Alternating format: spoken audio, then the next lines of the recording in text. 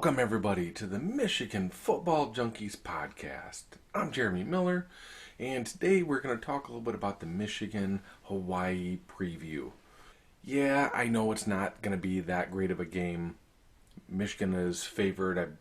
Last I saw, I believe it was 50 was the point spread.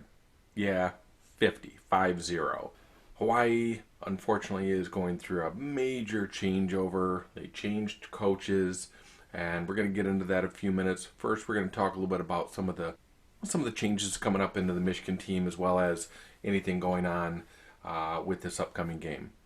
Let's start off first with the fact that J.J. McCarthy is now starting. He is starting this game. Cade McNamara got the first game. J.J. gets the second. I really think J.J. is going to light it up.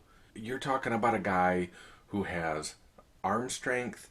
He can throw it with accuracy. He can run. He runs in the 4.5s as a quarterback. So you now have RPO. You can do a read option. The fact that he can just have a little bit of time back there, and if there's nobody coming, he can run. Make no mistake, JJ is the starting quarterback moving forward. I find it very hard to believe that Cade is going to be the guy. Now, Cade's not bad. He's not. He did phenomenal things last year. But facts are facts. He doesn't have a lot of arm strength. He's not accurate. I know Cade is 65.4%. He had all his completions. Completion percentage does not equal accuracy. Look at Geno Smith. When he came out, what was he, 73% or something like that? I argued with the guy, kept telling him Geno Smith is not accurate. Dwayne Haskins, when he came out, he is not accurate. Yeah, he had this amount of percentage of completions. Just because you completed the pass doesn't mean it's accurate. Just because someone catches the ball doesn't mean it's accurate. We need accuracy here. And the only thing that I've heard from anybody, there's any sort of negative on JJ, is they said, oh, he's a turnover machine. JJ had one lost fumble last year and 2 interceptions. As a true freshman, he turned the ball over on 3% of all plays that he's involved with. Any play that he was directly involved with where he ran the ball or he passed the ball, 3%. Cade was 2.2%. Yeah, it is lower. Cade's been here this is his 4th year on campus. 4th year. This is the beginning of JJ's 2nd year. He was a true freshman last year, and he was just slightly more turnover prone than our 3-year starter. Well, 2-year starter, 3rd-year player in Cade McNamara. But we'll see how this all plays out. But in my opinion, I don't think it's close. I think that Cade showed everything that we needed to know last week. I'm sorry, but this is just what it is. Looking at Blake and Donovan Edwards, they're going to have nice big games. You're going to see a lot of CJ Stokes. I mean, this is going to be an offensive juggernaut, this game. Do not be shocked to see us put up 80 points. I wish Hawaii was better. This is not the current coaching staff's fault. They had a lot of players transfer out due to the previous coaching regime, and they're left there to pick up the pieces and move forward. As far as on defense, I'm really looking forward to seeing how many more plays is Iabi Anoma going to get in there. Braden McGregor, he didn't record a sack, but he was in there. He looked so quick off the edge. He looks like he can be a beast this year. Derek Moore had a phenomenal showing as well. I'm really curious how this is going to work. I really want to see TJ Guy get out there. There's a lot of moving parts here. Hopefully we'll see the Cow Hill Green come back in this game.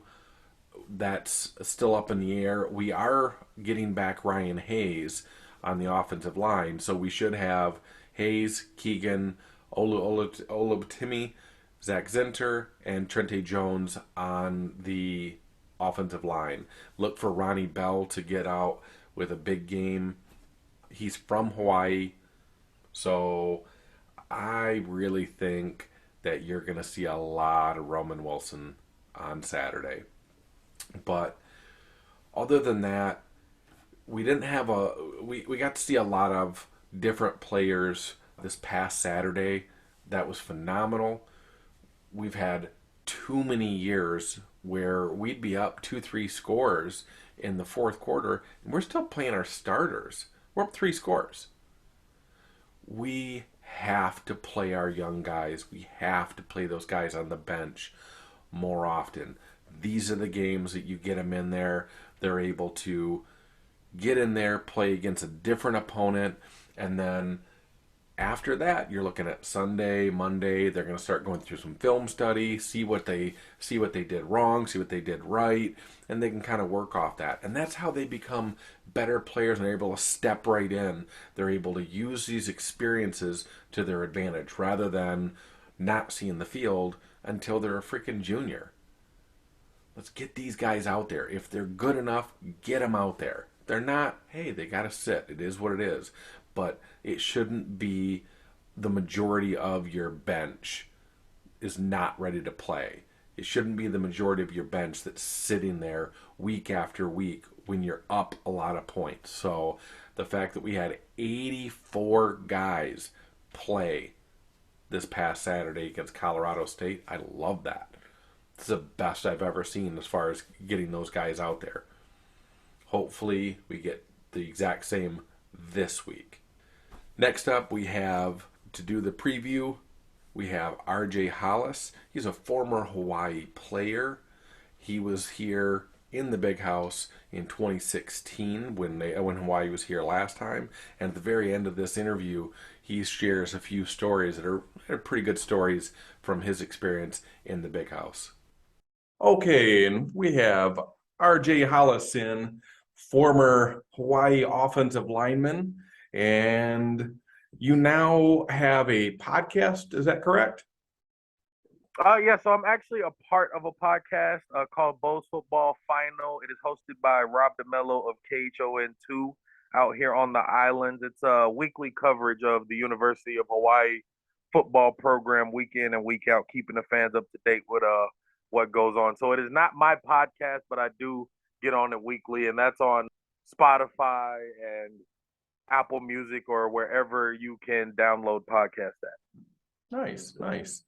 Well, and you have an interesting look at it. Obviously being a former Hawaii player yourself, you've seen some coaching changes through the years, and right now you have a new coach coming in, Timmy Chang, former player as well. What do you think has really changed since Coach Chang has taken control? I think mostly it's just the excitement surrounding the program, both from an internal and external standpoint.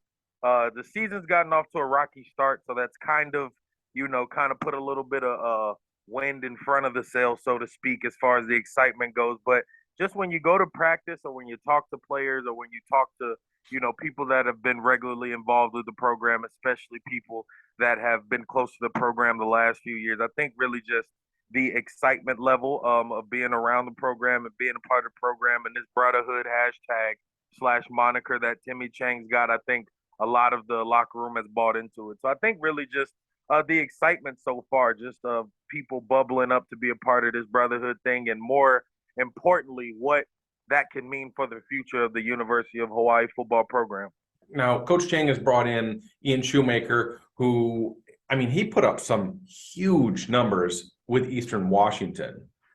And I got to imagine that type of an offense directly correlates to when Coach Chang played there as well.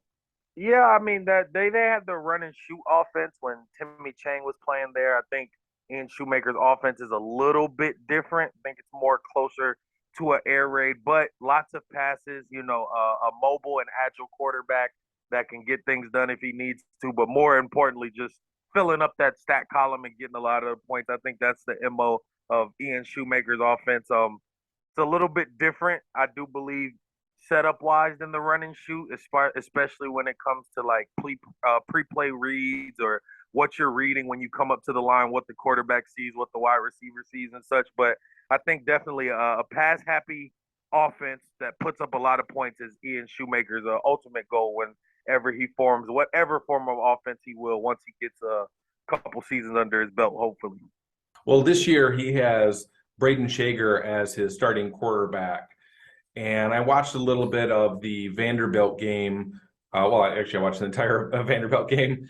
But Braden seemed like he has a solid arm, but he just needs to be more consistent. I mean, what have you seen from Braden? Most definitely. There's been quite a quarterback corral in the first two games of just, trying to figure out who their QB1 was. Coming into the season, a lot of insiders, a lot of people out at practice, gave Braden Shaker the nod. So it was no surprise when he was the QB1, but a couple of mistakes, not the best decisions. Got a rotation coming in.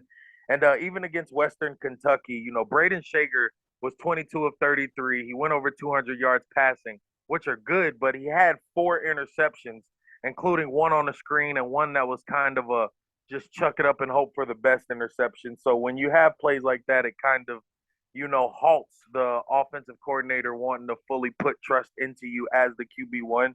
He's definitely got the talent. He's got the experience. He's been here and he's played for UH. So, there's definitely a lot of positives for Braden Shaker. And I think once he's able to polish off those last few mistakes and just get more confidence in the pocket, he'll become the ultimate QB1. But as of right now, there's still kind of a toss up as to who the true QB1 will be. And I did see Dedrick Parsons run pretty well. He looked like he's a tough little runner. Oh yes, most definitely. And I mean that's essentially the strength of the offense and almost the team as a whole is the running game. Najee Bryant, the backup running back, also got a lot of carries against Western Kentucky. And Dedrick Parsons coming into this season was named a captain. There was a lot of confidence in what he could do. And there was an offensive line that returned 110 starts of experience, which led the Mountain West Conference. So there was already that confidence coming into the season of what Dedrick Parsons can do. 13 carries, 87 yards the first game, not as much the second game. 2 fumbles lost in the first game. So Dedrick still showed a lot of promise and a lot of flash. So I think now he has to get adjusted to being RB1, to being that guy that they're going to depend on a lot. I think over time, Dedrick Parsons can become quite the running back for the UH football team. Yeah, he impressed me. He actually reminded me of a young Devonta Freeman when he first came in with Atlanta. I like that. That's, just a kind of in between the tackles, kind of downhill runner. He'll make you miss if you think you're just going to come in with a soft or lazy tackle. So I kind of like that Devonta Freeman comparison. He, as you say that, I kind of can compare him to running backs myself in my head. And then over at your wide receiver, I noticed in the first game, Jonah Pinocche had a nice game, went for, 6 for like 107? Yes. Yeah, and what did he do in the next? Let's see, he had 2 for 32. Yeah, so not as much of a contribution the second week as he did the first week when he went over 100 yards.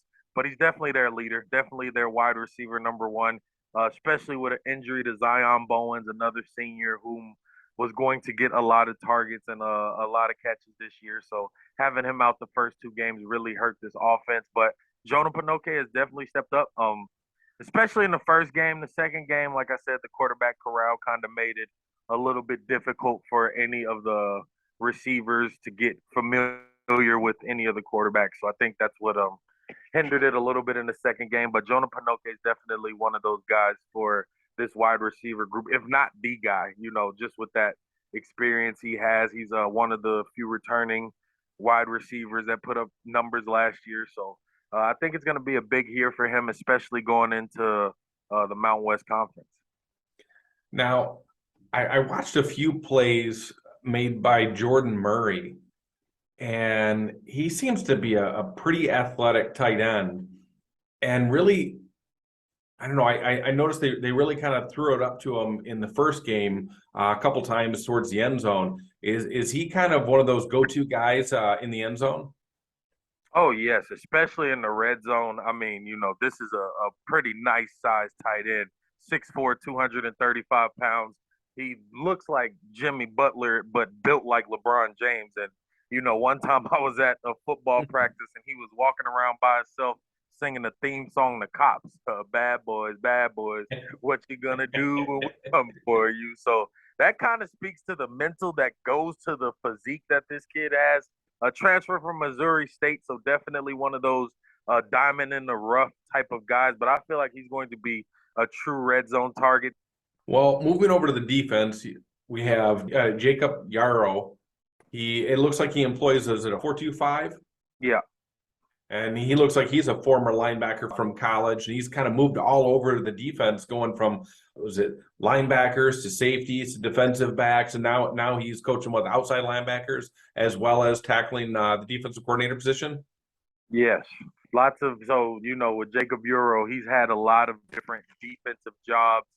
He got to be underneath Coach Todd Graham and that defense last year that was tops in the country and a lot of their performance. So I think when you see, a coach that has all these different experiences and has coached in all these different positions, it kind of helps him, become the DC because he has somewhat of a familiarity with all the positions. But he too, like Ian Shoemaker, is trying to, make lemonade with the pieces he has left.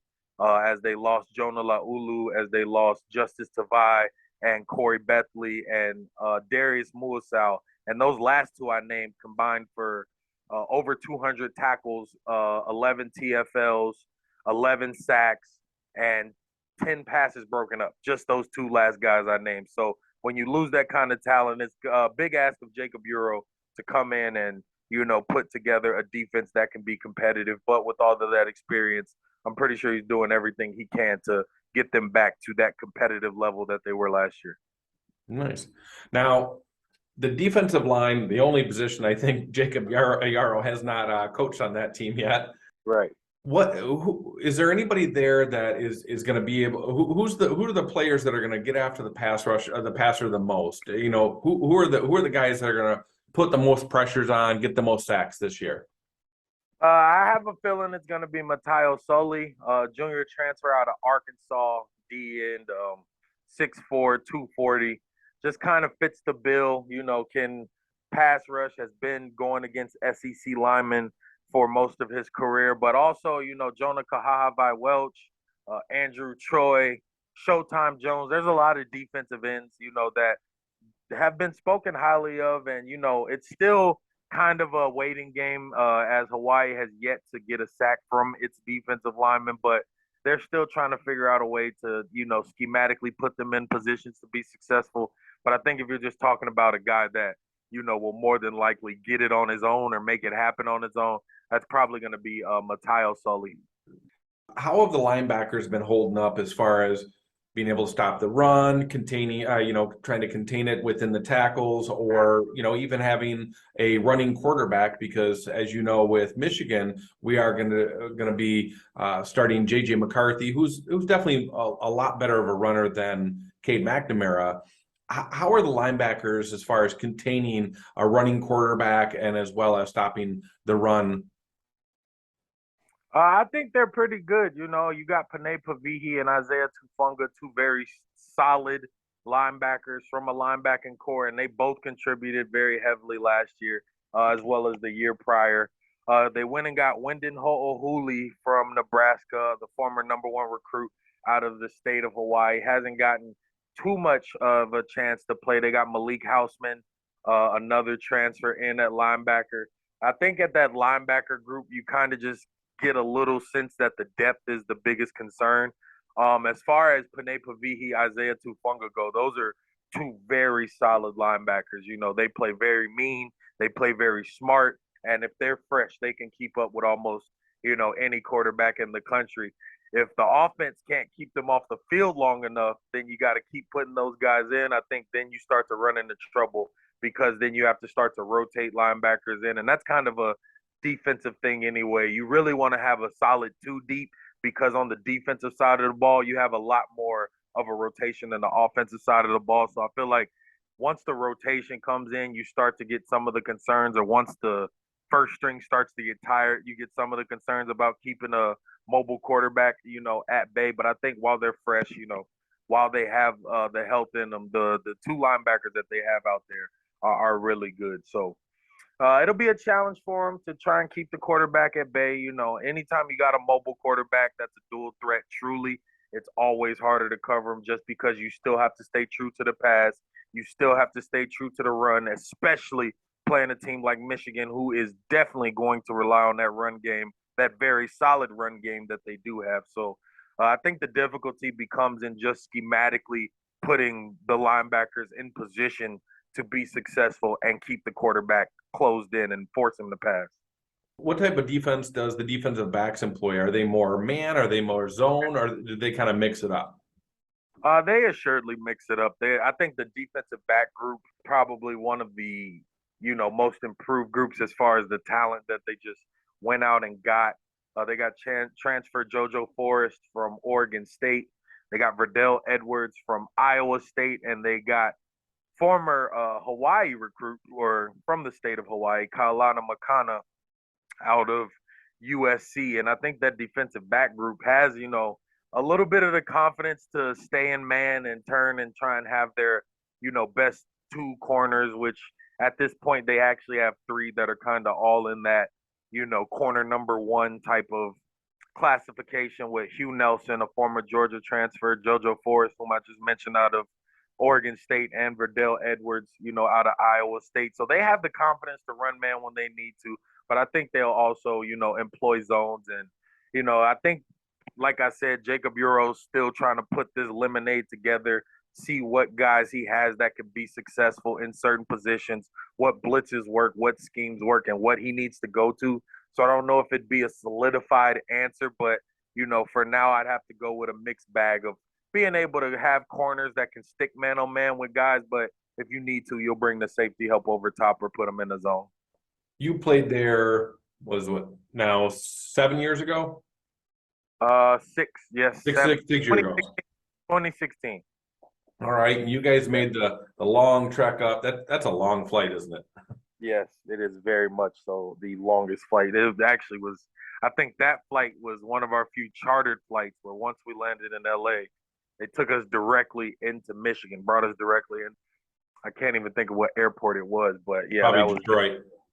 Yeah, it was a long flight. It was assuredly a long flight, and even a longer flight back because my hands were 10 times the size of their normal sitting weight after I had to go against the likes of Taco Charlton and company. Now, tell me about your experience there. Tell me what what it was like walking in there. Your experience as a whole, maybe a story of something that happened there that you liked, or something that happened that really stuck out in your mind from your past. Oh, well, actually, that game was a very eventful game for me the entire day. I woke up at 5:30 that morning and I couldn't go back to sleep. So, I think I was up a good 5 or 6 hours before kickoff even started. But I had my mother, my aunt, and my uncle drive up from Alabama, actually, and my grandfather. They drove up from Alabama the night before all the way to Ann Arbor. So I got to see them prior to the game. And then once you got on the campus, it was just, coming from a small group of 5 school and then seeing the facility, seeing the tailgates that are over a mile away where there's $50 parking, having police escorts bring us in from a couple of miles out just because it's that much traffic. I mean, it's just when you see one of the, college pinnacles of college football in the big house, it's intimidating when you have to go against the team, but at the same time, it's very you feel very blessed. You feel very honored and excited just to be able to be a part of that game. And then as far as the game itself, it was another, just very eventful game. I believe Michael Jordan was at that game. Derek Jeter was at that game. Yeah, that was when they were coming out with his Yeah, yeah, Jordan with Brand it. uniform. Yep. Yes, yes, Yep. yes, yes, yes. So that, Michael Jordan was at that game. It was a huge game, sold out. The fans are hanging right over you, as you come out. And when we came out for the game, we ran into the Michigan team in that little hallway where, a lot of times during the big game, the Ohio State Michigan game, they'll keep a camera right in that hallway because they know when those two teams meet, it's going to be some talking and it's going to build up that excitement. And we still had the same thing with Michigan, even though we kind of knew what the result was going to be. We still chirped back. We still got fired up. And, I think that's what made the game that much more exciting. And then to face guys like Taco Charlton, Rashawn Gary, whom was still a freshman, number one recruit in the country at the time, I believe. I think Chase Winovich and Mo Hurst. And I know Jabril Peppers was on that team. He jumped over one of our defenders. So just to play against that type of talent and even being this many years removed from it, it's still quite an exciting story to tell, just going to the big house and everything I got to experience that day. Hawaii's home stadium. How many fans does that hold, or did that hold? Because you guys aren't don't have the same stadium anymore, correct? Right. So Aloha Stadium, the original stadium for the University of Hawaii, was condemned last year. Couldn't have any fans in attendance, or 2 years ago, excuse me. So a makeshift stadium was built on campus that now seats 9,000 people. Due to the pandemic, the University of Hawaii actually had two full seasons where they were not allowed to have a capacity crowd. So this is the first year where the University of Hawaii will be able to essentially have as many fans as they like. And yeah, that's going to be 9,000 at the TC Ching Athletics Complex. So for a lot of these guys, anybody that hasn't been there for 3 or more years, they're going to be walking into this stadium and seeing 113,000 versus 60 or 70 from what they've seen in some of these other stadiums. Yeah, no, this is going to be the coup de grace. I actually, in my tenure, somehow got the schedule of almost a lifetime where I got to play in Camp Randall. I went to the Horseshoe and played in Ohio State my junior year. And then my senior year, I had a game in Australia. And then our big game was the Big House. And of all those, I think the Big House is the most intimidating just because the way they make you come on the field. And when you walk out of that tunnel, there are Michigan fans like directly over your head. And that's something you're just not used to. And when you see the amount of people, I mean, one of my uncles that came played in the NFL, so he's 6'6", about 350, 360 pounds. So way up in the nosebleeds, he was a little bit easier to spot than the rest of my family was.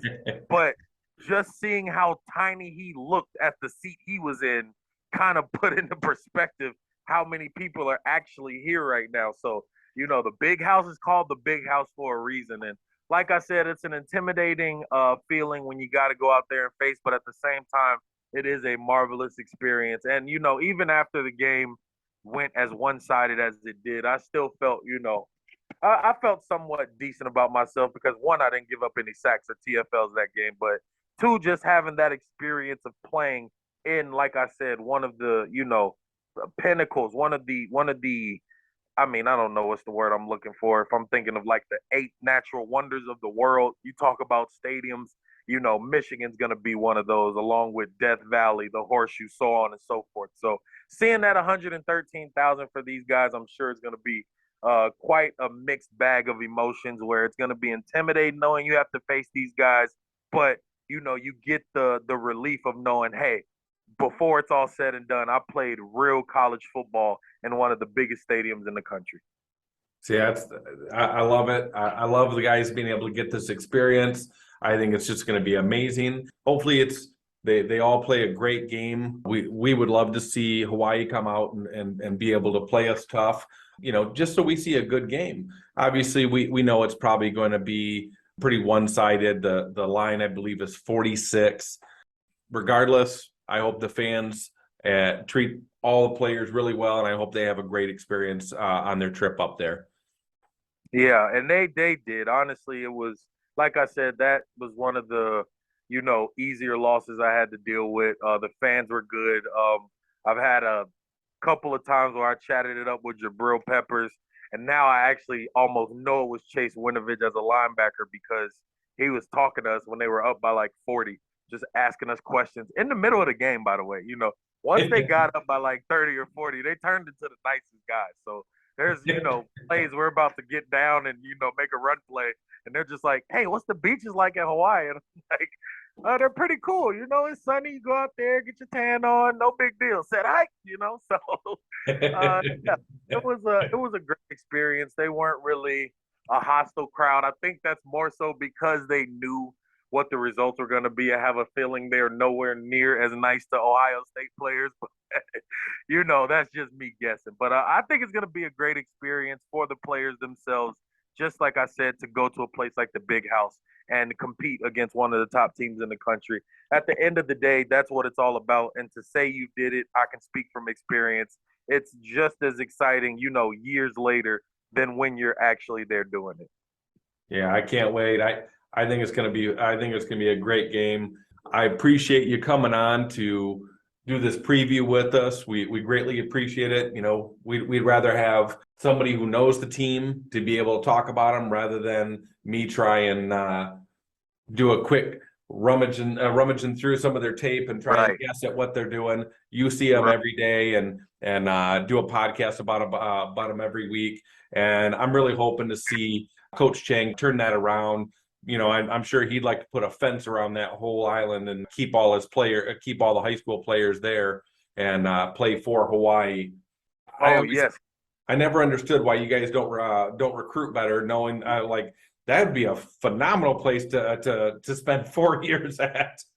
No, yeah, and that's what they got me with. When I was getting recruited, the 8 months out of the year when you're not playing football, where would you rather live? And you guys actually have a receiver by the name of Roman Wilson who went to the number one at the time, the number one high school in the state of Hawaii in St. Louis. And I think if you've seen him and you watched him play, that just shows you a glimpse of some of the talent that comes out of the islands. But college football and the era of the internet, there's no way that all of this talent is going to be able to stay out here unhidden. And almost every year there's a Pac-12 team that takes about 6 to 7 guys in the same recruiting class. So cat's out of the bag that guys in Hawaii can ball. And I think the University of Hawaii wants to try and put itself in a position to where maybe we can't get the number 1 and 2 recruit, but when we start looking into that 3 to 10 range, we can grab a couple of these guys and build a team with them.